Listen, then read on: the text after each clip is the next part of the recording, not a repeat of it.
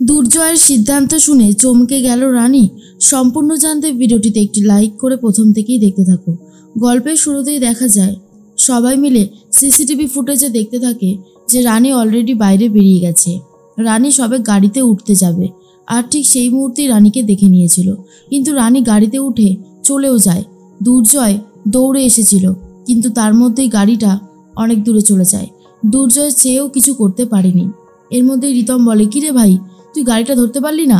দুর্জয় তখন বলে, কি করে ধরবো, গাড়িটা তো স্পিডে বেরিয়ে গেল। অনিশা বলে, আমি একটা কথা কিছুতেই বুঝতে পারছি না, যে রানী যদি তোর সাথে দেখা করতেই না আসে, তাহলে এখানে কি করতে এসেছিল? আর এরকম লুকোচুরি করেই বা আসছে কেন? রানী যে কি করতে চাইছে সত্যি আমি বুঝতে পারছি না। দুর্জয় বলে, অনেক হয়েছে মা, তুমি আর রানীর জন্য এইভাবে চিন্তা করবে না। রানী একবারও তোমার কথা ভেবেছে? বলো, ভেবেছে তোমার কথা? তোমার কথা যখন ভাবেইনি, তখন তোমারও কোনো ঠেকা নেই ওর কথা ভাবার, বুঝতে পেরেছ? আমি যাই, আমার প্রচণ্ড ঘুম পাচ্ছে, আমি আমার বাড়ি গিয়ে ফ্রেশ হয়ে একটু ঘুমাবো। এই বলেই বাইকটা নিয়ে বেরিয়ে যায়। তখনই শুক্লা বলে, একটা বারও আমার কাছে আসলো না, আমাকে ডাকলো না মা বলে, আর আমার নাতনিটাকেও একটু দিল না আমার কাছে। এতটা পাশানো কি করে হতে পারে? অনিশাও বুঝতে পারছে না এগুলো কি করে ঘটছে। অন্যদিকে রানী তো গাড়িতে উঠে চলে যাচ্ছে, আর রানী মনে পড়ে যায় কিছু কথা। মনে মনে ভাবতে থাকে, আমি জানি আজকে মার সাথে আমি এটা খুব অন্যায় করলাম। আমি দুনিকে মায়ের কাছে দেইনি, হয়তো এটার জন্য মায়ের অনেক বেশি অভিমান হবে, কিন্তু আমি কি করব? আমার যে কিছুই করার ছিল না। দুর্জয় আমাকে ওখানে দেখলে আবার রাগারাগি করতো, একটা বাজে সিনক্রিয়েট তৈরি হতো, আমার চাকরিটাও হয়তো আর থাকতো না। তাই চাকরি বাঁচাতে, নিজের সম্মান বাঁচাতে আমাকে এই উপায়টা বার করতে হয়েছে। অন্যদিকে তখনই মনে মনে আরও একটা কথা দুর্জয় ভাবতে থাকে, রানীর সাথে আর কোনো রকমের কোনো সম্পর্ক সে রাখবে না। এর মধ্যেই আদিত্যর মা বলে, বন্দনা দেবী, যে এই যে মেয়ে, তুমি সবসময় এত ছটপট ছটপট করতে থাকো কেন গো? আমার ছেলে নাকি আবার তোমাকে কাজে রেখেছে। সত্যি আমারই তো মনে হচ্ছে এখন তোমাকে দেখে রাখতে হবে।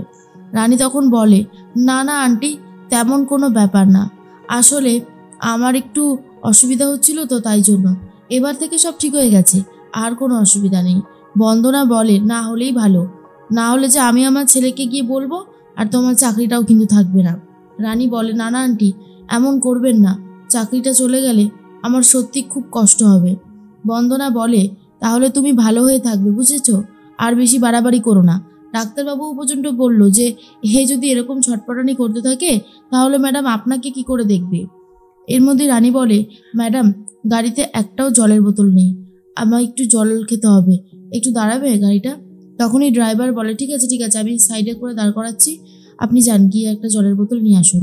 এরপর রানী উল্টো সাইড দিয়ে নামতে চায়। বন্দনা তখন বলে, আরে এই কী করছো? ওই সাইড দিয়ে যখন তখন গাড়ি আসবে, দাঁড়াও, আমি নামছি, তারপর তুমি নামবে। রানী দুনিকে নিয়েই দোকানে যাচ্ছিল, কিন্তু বন্দনা বলে, এই তুমি ওকে নিয়ে কোথায় যাচ্ছ? এই রোদের মধ্যে? দাও দাও, ওকে আমার কাছে দাও, তুমি যাও। এরপর রানী বলে, আচ্ছা। তখনই বারবার করে সবাই বলে দেয়, ড্রাইভার আর বন্দনা তাড়াতাড়ি আসবে, কিন্তু বেশি সময় নেবে না। রানী বলে, যাবো আর আসবো। অন্যদিকে বিনায়ক বলে, আচ্ছা রিতম, তোরা ওই গাড়িটাকে গিয়ে ধরতে পারলি না? আর একটু হলেই তো ধরতে পারতিস মনে হয় নাকি? রিতম তখন বলে, হ্যাঁ গো কাকুমণি, একটুর জন্য গাড়িটা টেনে বেরিয়ে গেল, আমরা চাইলেও ধরতে পারতাম না অবশ্য, কারণ গাড়িটা স্পিডেই যাচ্ছিল। আর জুম করে যে দেখছিলাম গাড়ির নাম্বারটা, সেটাও হেজি হয়ে যাচ্ছে, বুঝতে পারছি না কি করব। তবে রানী কেন এসেছিল, আর কার গাড়িতে করেই বা এসেছিল? অনেকগুলো প্রশ্ন না মনের মধ্যে ঘুরছে, কিন্তু তবুও বুঝতে পারছি না। মাধুরী বলে, রানীর অবস্থা সত্যি হয়তো খুবই খারাপ, আমার না রানীর জন্য খুব টেনশন হচ্ছে। রানী আর দুনি ভালো আছে তো? শুক্লা বলে, আছে আছে, ওই মেয়ে ভালোই আছে, না হলে এত প্ল্যান করে, এত কারসাজি করে চলে যেতে পারে? ওর মনে এখন ফুর্তি জেগেছে, ফুর্তি। আমি একটা কথা বুঝতে পারছি না, আমাদের নাতনিকে আমাদের কাছ থেকে কেড়ে নিচ্ছে কেন? বিনায়ক বলে, খুব তো আমাদের নাতনি করছো, মনে আছে তো যখন রানী প্রেগনেন্ট, মানে কথাটা শুনেছিলে, তখন রানীকে আগে বলেছিলে বাচ্চাটা নষ্ট করে দিতে, এখন তুমি এরকম বলছো কেন? তুমি আর তোমার ছেলের তো কম তো বায়না ছিল না।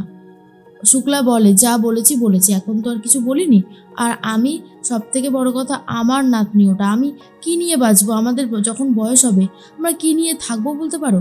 তখনই বিনায়ক বলে, তুমি আগে এই বয়সের কথা চিন্তা করো তো, তারপরে পরের বয়সের কথা চিন্তা করো। তোমার ছেলে যা শুরু করেছে তাতে আমি অতদিন বাঁচবো কিনা সন্দেহ আছে। এর মধ্যেই দুর্জয় উঠে চলে আসে আর বলে, অনেকক্ষণ ধরেই আমি তোমাদের কোনো কথার উত্তর দিচ্ছি না, সবই শুনেছি, উত্তর দেব বলেই আসলাম। এর মধ্যেই রানী তো দোকান থেকে জল কিনছিল, তখনই হঠাৎ করে পিকলুকে দেখতে পায় ওখান থেকে যাচ্ছে।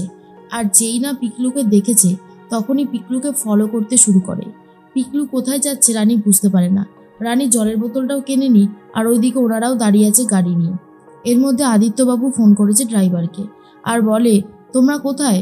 তখনই ড্রাইভার বলে, স্যার আমাদের তো ডাক্তার দেখানো হয়ে গেছে, আমরা স্যার আসছিলামই। হঠাৎ করে ওই ম্যাডাম, মানে আপনি যাকে রেখেছেন নতুন কাজে, সে বলে গাড়িতে একটাও জলের বোতল নেই, জল খাবে, সেই জন্য স্যার গাড়িটা সাইডে দাঁড় করিয়েছিলাম। অনেকক্ষণ হলো অবশ্য গেছে, আমি দেখছি স্যার। তখন আদিত্য বলে, আচ্ছা যাও যাও, শিগগিরই যাও, কি করছে তার কোনো ঠিক ঠিকানা নেই। আমার মায়ের খেয়াল রাখতে বলেছিলাম, এখন তো মনে হচ্ছে ওর খেয়ালই রাখলে ভালো হয়। যাও শিগগিরই দেখো কোথায় গেল। এর মধ্যেই বন্দনা বলে, দেখলি তো দুনি, তোর মা এখনও লেট করছে, কি যে করে না তোর মা বুঝতে পারি না। অন্যদিকে শুক্লার সাথে কথা বলতে থাকে দুর্জয় আর বলে, দেখো মা, রানী হয়তো এই সম্পর্কটাকে রাখতে চায় না, আর আমারও অভ্যাস হয়ে গেছে এই কদিনে রানীকে ছেড়ে দুনিকে ছেড়ে থাকার। আমি আর পারছি না সহ্য করতে, তাই আমি ভেবেছি আমি এখান থেকে বিদেশে চলে যাব, কয়েক বছর ওখানেই থাকবো, ওখানেই প্র্যাকটিস করব, ওখানেই কিছু কোর্স করব। শোনার পর তো শুক্লা বলে, হ্যাঁ রে জয়, তুই আমাকে ছেড়ে চলে যাবি? জয় তখন বলে, দেখো মা, ভালো অপরচুনিটি পাওয়ার জন্য অনেক সময় অনেক দূরে যেতে হতে পারে, সেটা নিয়ে এত ভাবলে হবে না, তাই তোমাকে আগে থেকেই বলছি তুমি এসব নিয়ে অত বেশি ভেবো না। এর মধ্যেই বিনায়ক বলে, বাহ বাহ বাহ বাহ, খুব সুন্দর সিদ্ধান্ত। এদিকে রানীকে আর দুনিকে পাওয়া যাচ্ছে না, আর তোমার এইসব সিদ্ধান্ত এখন নিতে হচ্ছে। দুর্জয় বলে, কি করব বলো বাবা? রানী যদি নিজে থেকেই নিরুদ্দেশ হয়ে গিয়ে থাকে তাহলে আমি তাকে কিছুতেই খুঁজে বার করতে পারবো না, বুঝতে পেরেছো তো কথাটা? এর মধ্যেই পিকলু তখন আস্তে আস্তে একটা গাড়ির দিকে এগিয়ে যায়, রানীও সেই গাড়িটার দিকে এগিয়ে যেতে থাকে। তারপরেই রানী সুযোগ সুবিধা বুঝে লুকিয়ে পড়েছে, কারণ বারবার পিকলু পেছন দিকে তাকাচ্ছিল। এরপরে হঠাৎ করে একটা গাড়ি দাঁড়িয়ে রয়েছে আর পিকলু সেই গাড়ির দিকে এগিয়ে যায়। খামে ভর্তি টাকা পিকলুকে দেওয়া হয়, পিকলু সেই টাকাটা নিয়ে নিয়েছে। রানী মনে মনে ভাবে, পিকলু তাকে এতগুলো টাকা কে দিল, আর কেনই বা দিল? কিছু একটা গন্ডগোল তো আছেই। ভালো করে গাড়িটার ছবিও তুলে নেয় যাতে গাড়ির নাম্বার প্লেট দেখে ওনারের নাম জানা যায়, আর একবার যদি ওনারের নাম জানা যায় তাহলে তো খুব ভালোই হবে। তার মধ্যে গাড়িটা চলে যায়। রানী পিকলুকেও আর খুঁজে পায় না, গাড়িটাকে তো আর ধরতেও পারে না। এরপর রানী বাড়ি চলে যায় আর খুঁজতে থাকে গাড়ির মালিকের নাম কি, আর জানতে পারে গাড়ির মালিকের নাম অলোক সেন। কিন্তু কেই অলোক সেন সেটা তো বুঝতে পারেনি রানী। এর মধ্যেই দুর্জয় সিদ্ধান্ত নিয়েছে সে বিদেশে চলে যাবে, কিন্তু রানী কি জানতে পারবে দুর্জয়ের এই সিদ্ধান্তের কথা? আর বোঝাই যাচ্ছে রানী আর দুর্জয় কিন্তু অনেকটাই আলাদা হয়ে গেছে।